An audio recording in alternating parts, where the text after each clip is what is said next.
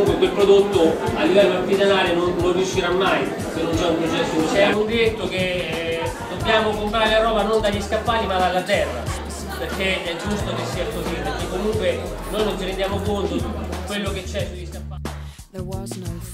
Due pecorini, uno stagionato e uno semistagionato. Un'azienda dello stagionato è di Regovigliana e l'altro è sopra Tolentino.